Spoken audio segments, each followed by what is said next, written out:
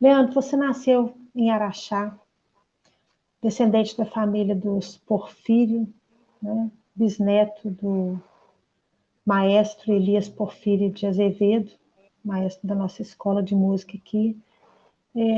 Fala pra gente, assim, esses laços seus, né, com essa família de músicos, isso influenciou sua carreira, sua opção? A música realmente vem de berço? Isso, isso é verdade, é concreto. Quando eu comecei a estudar música, eu ia passar minha férias em Araxá e tinha bastante influência dos meus tios avós, né? Sempre vinha alguém comentar alguma coisa, falar sobre música, o que você estava estudando e qual a perspectiva que você tinha em relação a fazer carreira com música.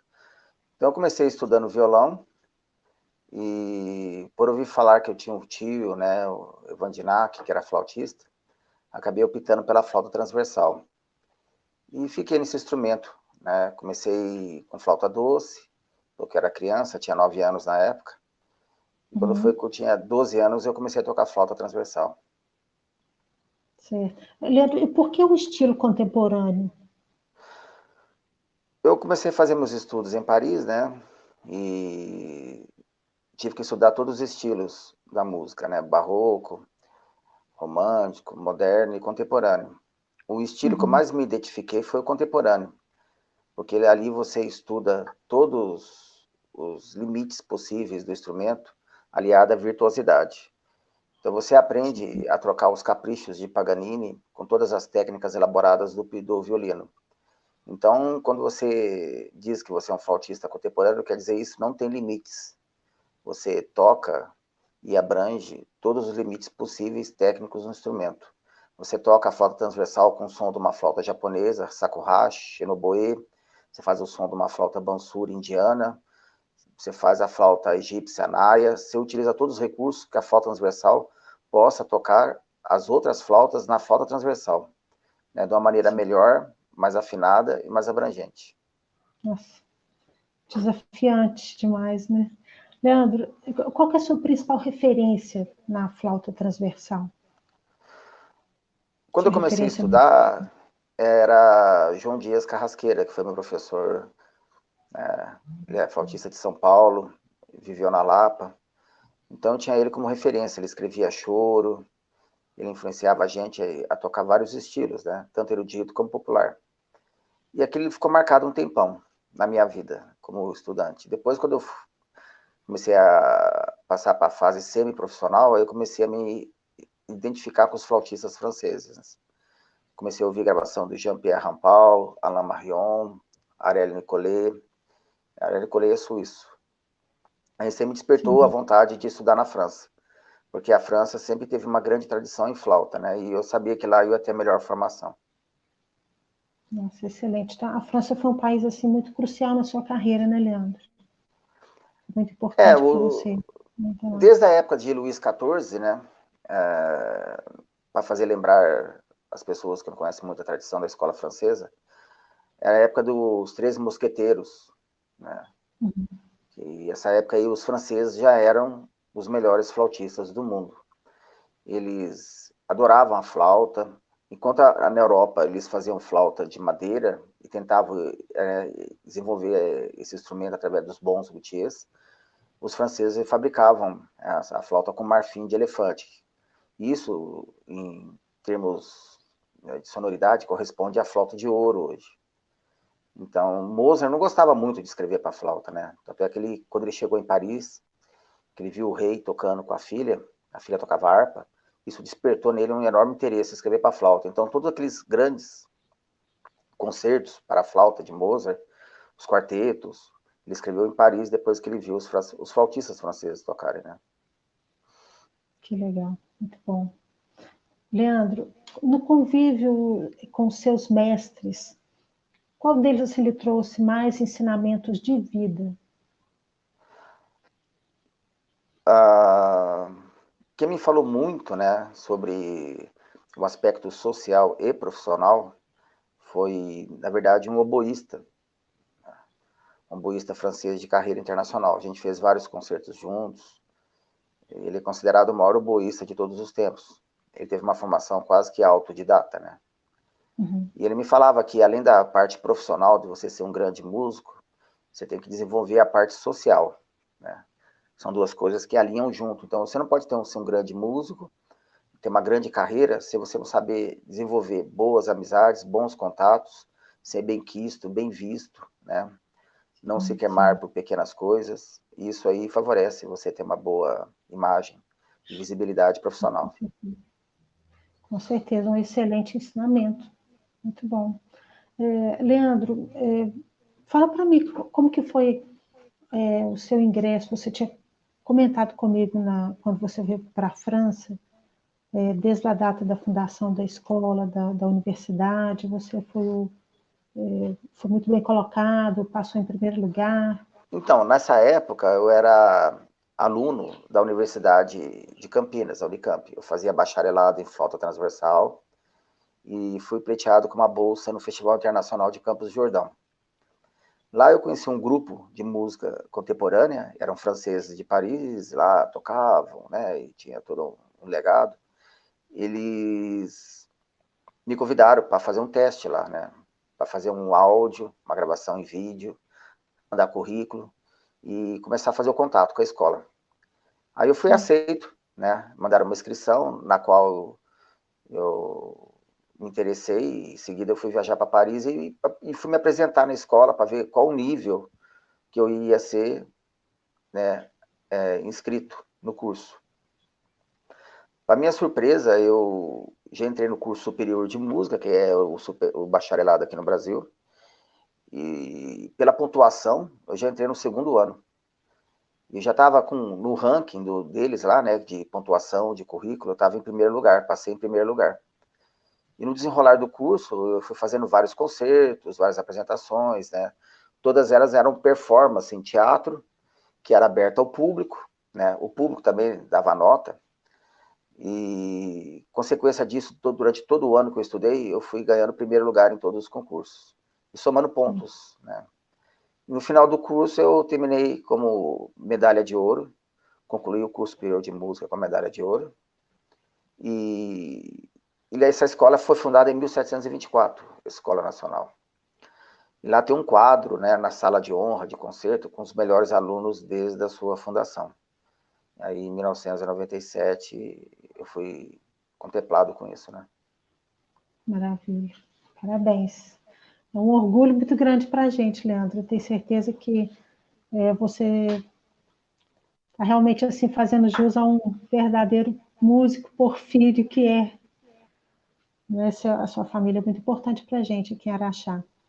Leandro, qual que é a sua opinião sobre a flauta transversal aqui no Brasil, com relação à Europa? Onde você encontrou mais apoio?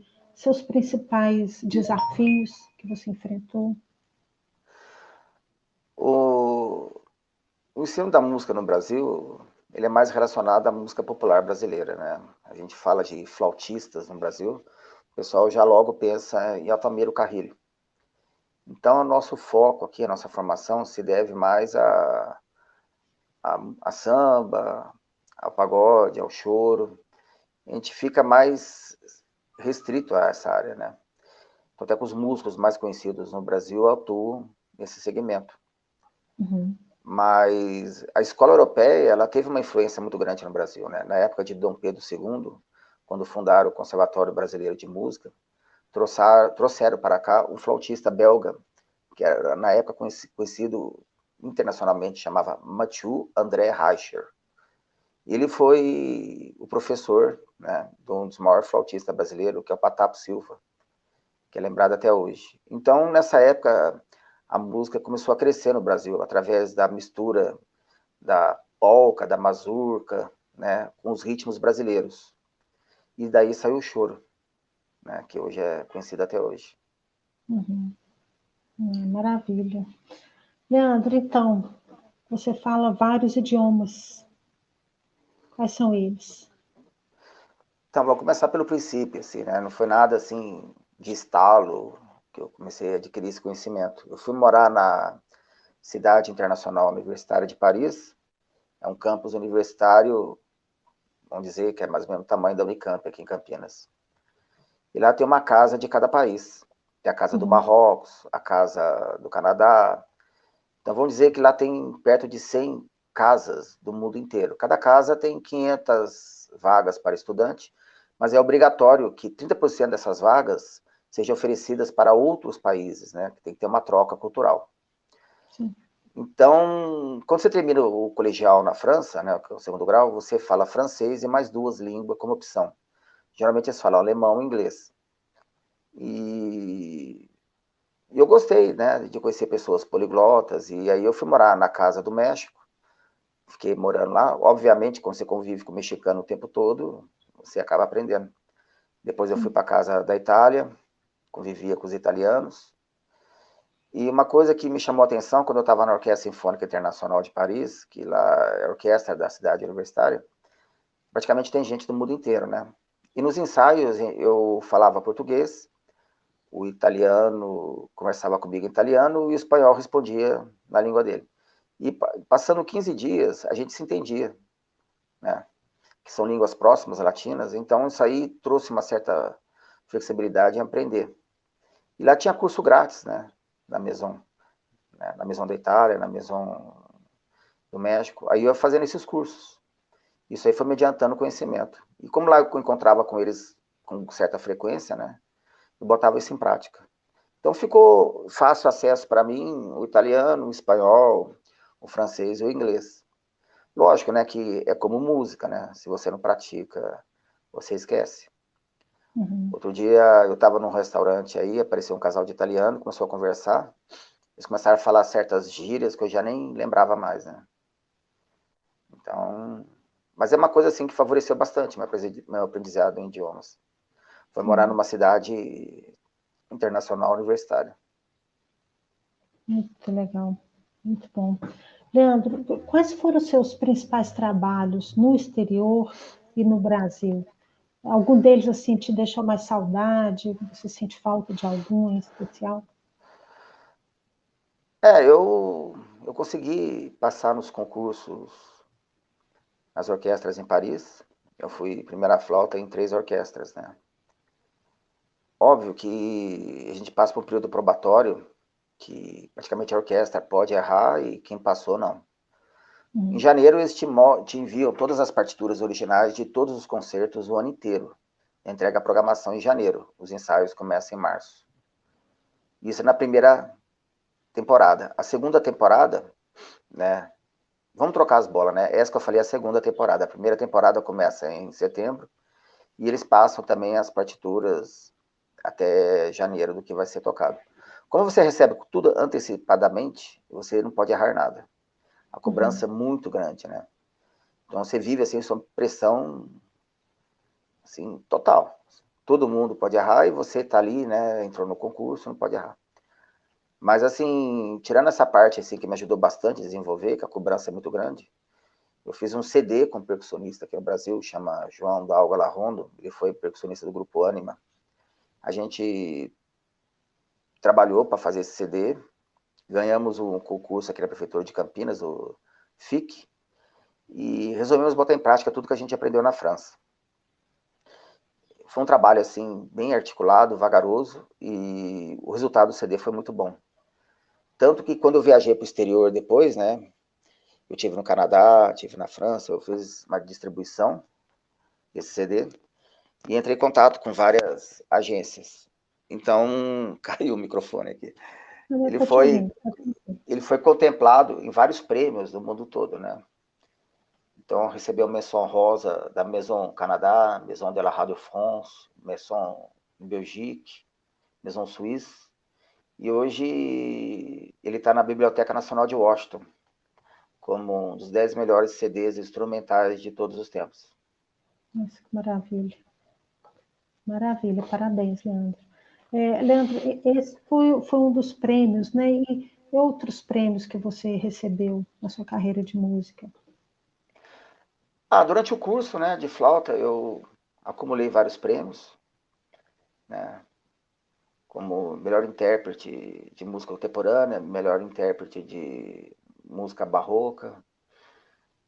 e ganhei alguns concursos internacionais na França, ganhei outros concursos aqui no Brasil, recebi um prêmio no edital Performance na Unicamp, em primeiro lugar a nível nacional. Eu toquei uma obra do compositor Almeida Prado, que estava parada há 37 anos, porque ninguém conseguia tocar.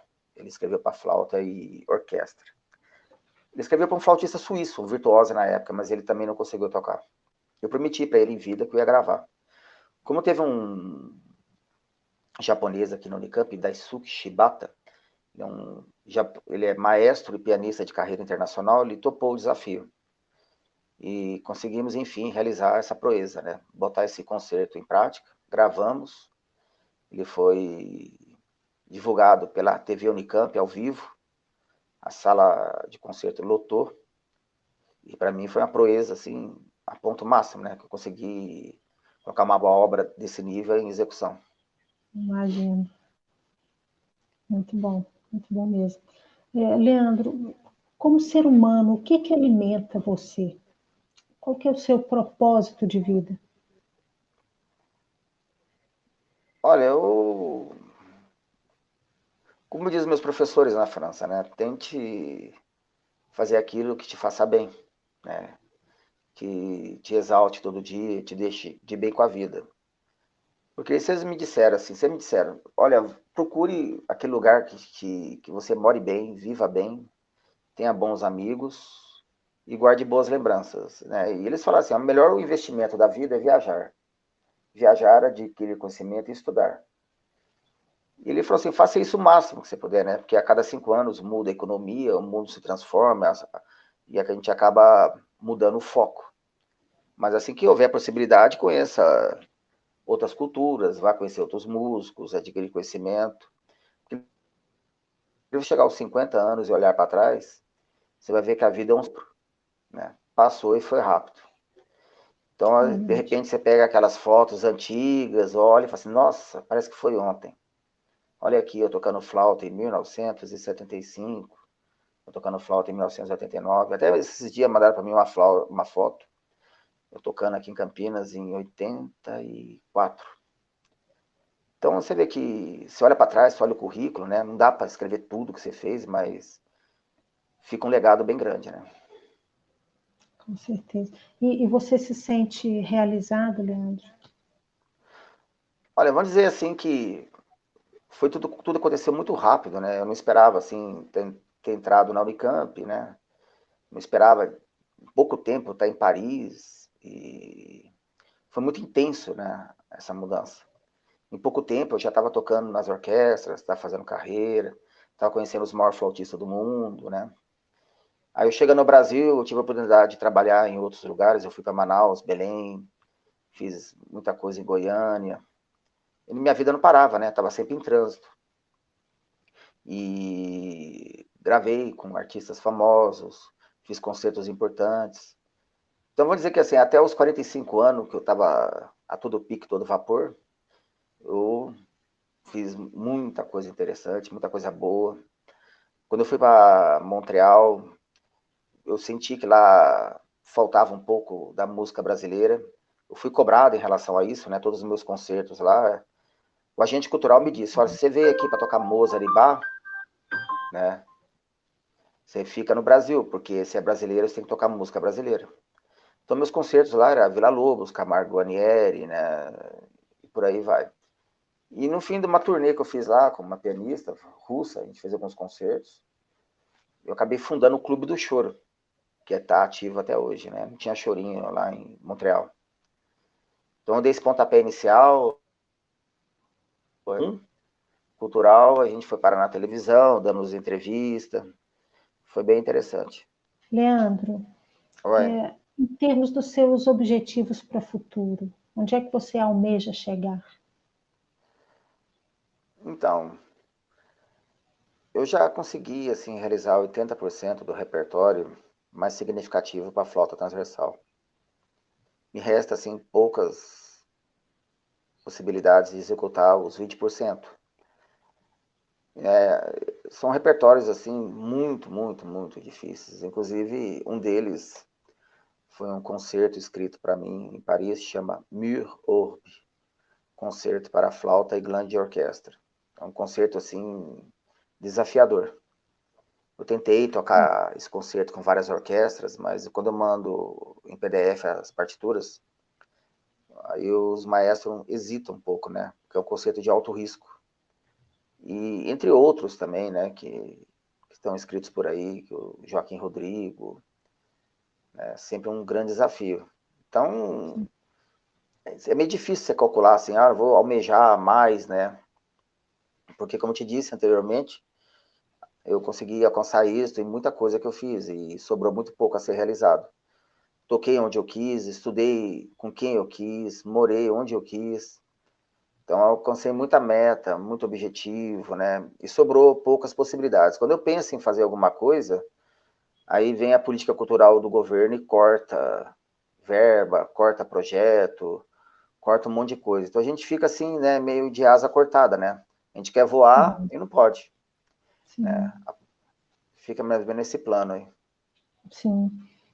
Leandro, 80% é uma porcentagem bastante alta, né? Então, eu acredito É, muito que isso aí deve muito ao seu talento, à sua persistência, à sua dedicação incansável, porque só você sabe o que passou aí nesse período todo para alcançar esse sucesso todo na música, né? Mas e agora, o que te leva a continuar tocando depois de quantos anos de carreira? O que te impulsiona a tocar? na verdade, eu me formei para ser concertista, né?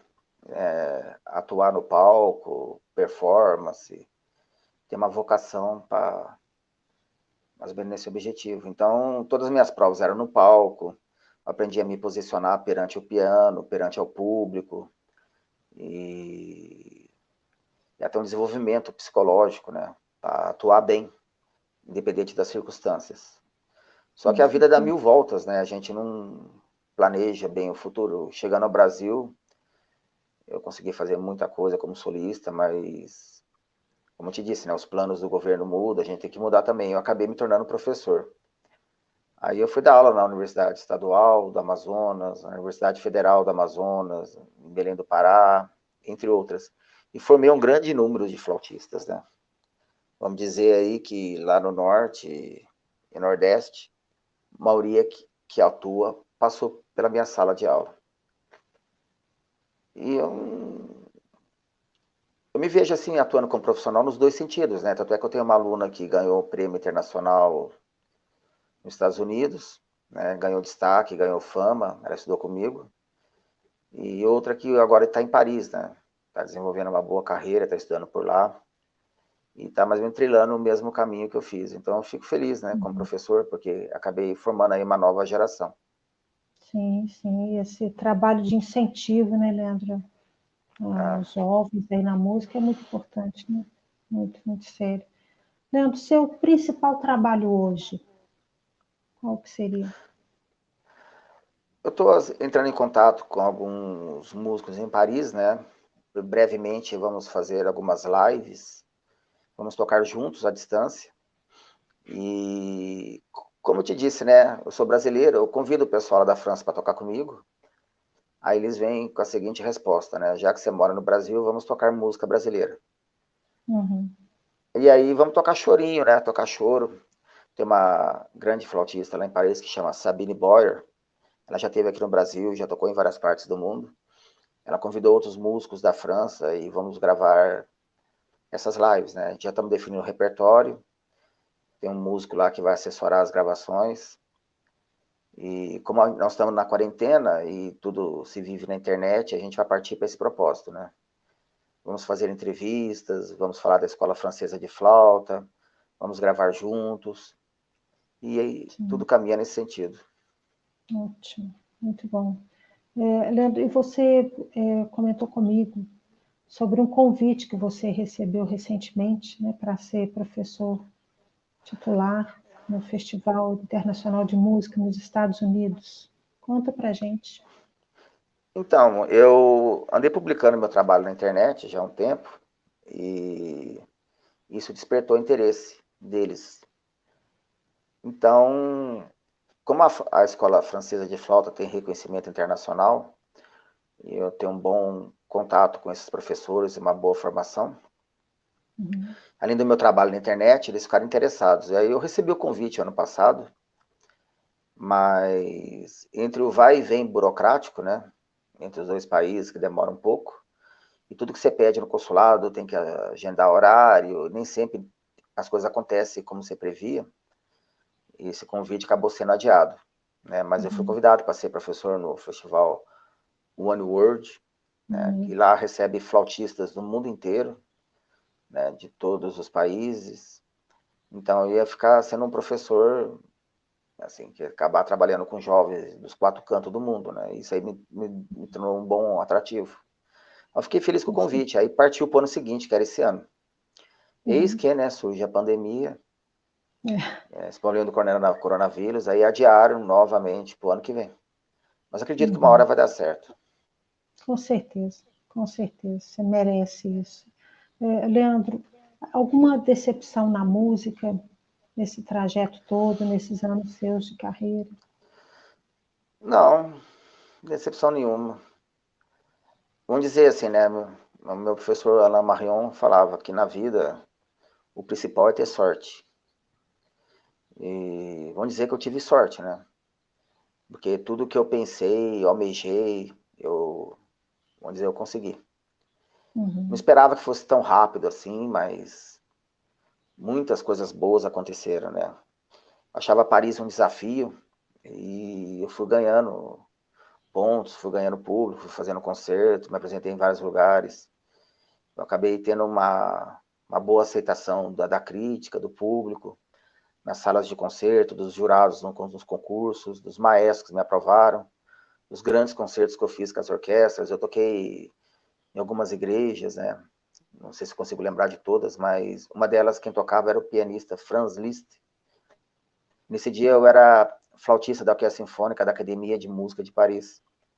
A gente tocou um concerto para órgão de tubo de igreja, 2 pianos e grande orquestra. Então, quer dizer, a orquestra quase por completo tomou toda a igreja, né? E foi uma grande sonoridade, assim, foi um concerto assim muito bom. Então, eu não tenho assim muito o que reclamar, né? Eu frequentava a boutique do Salvatore Faulisi, que é o cara que mais fabrica bocais e conserta flauta no mundo, ele é super conceituado, então eu ficava lá todo dia, lá eu conhecia os maiores flautistas, saía com eles para jantar. Então minha vida era bem interessante e ativa. Uhum. Realmente foi um privilégio seu, mas um merecimento também, né, Leandro? Porque você foi acolhido pela França, pela Europa, um berço de música, da flauta, como você já nos contou, mas você também tinha uma contribuição, tem uma contribuição fantástica, né, com seu conhecimento, seu desempenho na música. Né? Isso aí foi um casamento muito importante, né? De talento com a ocasião para tocar. Isso é muito bom. Leandro, agora, para a gente assim, finalizar, eu gostaria que você desse um conselho, né, para os músicos, mesmo os músicos brasileiros, que é o seu país de origem, os músicos de Araxá, que iniciaram, né? Araxá é uma cidade que tem uma harmonia muito grande, isso a gente deve muito ao seu berço de família, né? E que conselho você daria para eles, mesmo não tendo a oportunidade que você teve de ir para a França, de ter um desempenho, de um trabalho, né, fora do país? Então, quando a gente está passando por vários momentos de crise, né, que são sucessivos, o que conta nesses períodos é a criatividade. Então você tem que fazer praticamente assim o que ninguém faz para chamar atenção. Você tem que ser criativo nos projetos, nas ideias, na escolha do repertório. Você tem sempre um bom gosto musical. E para atrair um bom público, né? Você tem que formar seu público e cativar as pessoas, trazerem elas para as suas salas de concerto. Ou apresentações, né? Mas assim, a nível político, tinha que criar pontos de cultura, né? Unidades de cultura. Como eu participei de vários projetos aqui no estado de São Paulo, a gente dá aula na periferia, né? E isso aí acaba atraindo um público diferenciado, mas tem grandes talentos. Então você acaba não tendo uma remuneração interessante, mas você Uhum. consegue trabalhar com gente de valor, gente que vão ser grandes Sim. músicos. Sim. E você tem que criar assim, um alicerce com a prefeitura, com o Estado, e participar dos projetos, dos editais, e estar sempre criando oportunidades, né? Você tem que ter ideias, tem que estudar, correr atrás, fazer pesquisa. Isso aí renova a cada dia. Isso aí mantém o seu contato, o seu vínculo com a cultura. Você consegue estar sempre na mídia, né? Sempre participando de Uhum. algum evento, fazendo concerto. Você tem que ser criativo, né? Você tem que ir atrás de ideias Sim, e botar em sim. prática. Uhum. É, realmente é um trabalho fundado no amor, né, Leandro? A princípio tem que ser fundado no amor, né, para conseguir desbravar aí todos Hum. esses desafios, né, que a cultura enfrenta no nosso país, né? Leandro, a gente está finalizando por aqui. Eu quero te agradecer muito, agradecer assim, a toda a sua família, né, através de você em vida, toda a colaboração que eles deram para Araxá, todo o incentivo de música que a sua família sempre deu, né, o seu bisavô Elias aí, eu tenho certeza que ele tem um lugar aqui no nosso coração muito grande, viu? E assim que passar essa situação de pandemia aí, você vai ser muito bem-vindo aqui na sua terra, viu? A gente te aguarda para a gente fazer aí um som lá na sala onde a sua família é homenageada e vai ser uma homenagem a você e a eles ao mesmo tempo, viu? Eu te agradeço imensamente, desejo muita sorte, muito obrigada por tudo. Então, vou fazer uma breve narrativa para terminar essa entrevista. Sim. Quando eu passava férias em Araxá, eu sempre passava na frente do casarão do meu avô. Eu cheguei a fazer um ano de colegial em Araxá, mas para entrar no casarão, né, era muito difícil, porque morava meu tio Guzmão. Ele era Ah, sim. conhecido por ser sistemático, né? E um dia veio meu primo Marcos aqui em São Paulo, veio passar uma temporada em Araxá, e foi lá tocar uma campainha e eu consegui entrar na casa. E lá eu vi os instrumentos musicais da família, né? Tinha um violino, tinha um piano. Piano. E aí eu consegui ter acesso à flauta do meu tio, né? Hoje ela tá comigo. Ela estava meio danificada, eu consegui tocar com ela. E ele falava muito pouco, mas assim, um pouco contato que eu tive com ele, o pouco ele falou assim, eu pude perceber assim uma boa energia musical que flui na família, né? Ele Sim. me falava do meu avô, que tocava na banda, falava Uhum. deles tocando, né? Aí eu perguntava assim, por que não continuar tudo isso, né? Mas de uma maneira profissional. E aí eu comecei a estudar música a sério, né? Comecei a ir atrás dos meus objetivos. Hoje eu tenho uma flauta Burkert em ouro 9 quilates, né? Que é uma flauta de excelência em todas as salas de concertos. E eu fui buscando isso, porque eu tive contato com ele 3 vezes. E outros meus tios, avós, outras vezes. Isso aí ajuda a dar um alicerce, né? Você cria Com um certeza. vínculo familiar. Aí você lembra das conversas, eles me exaltando, né? Fala, olha, você toca parecido com seu tio. E isso aí causa um impulso, né? Então toda vez que você Nossa, tem momentos difíceis na música, você olha para trás e lembra disso.